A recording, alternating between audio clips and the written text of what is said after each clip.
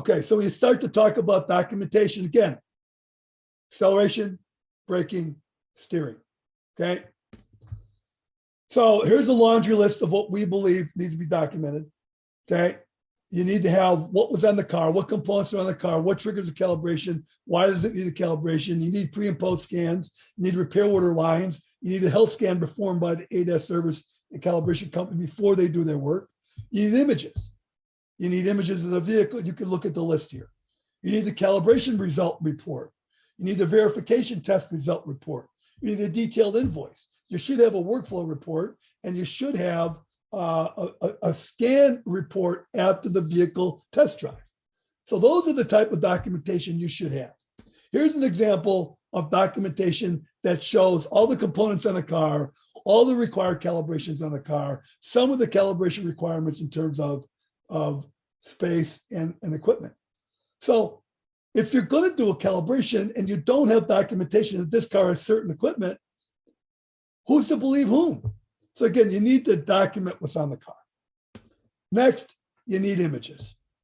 Okay, vehicle comes in or you're at the car doing work, you should have a pre-check list of things you want images of.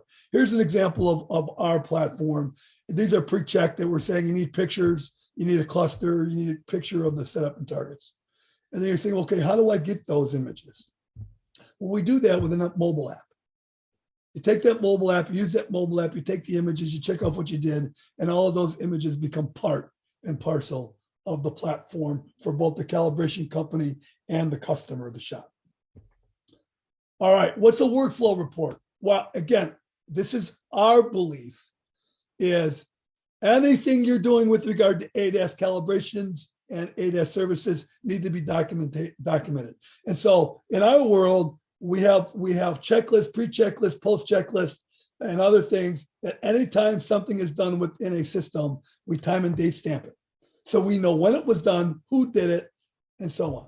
So again, we believe that documentation is critical, again, because of steering, acceleration, and braking. And then, of course, you need a detailed invoice. We talked about that. You need a detailed invoice detailing what you did, and as part of that, what you did, that scan or calibration, what did you really do in terms of outline? And again, we just covered this. You need a safety system verification test documentation.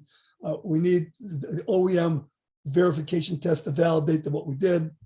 And again, of course, you're going to want documentation that your business is operating successfully.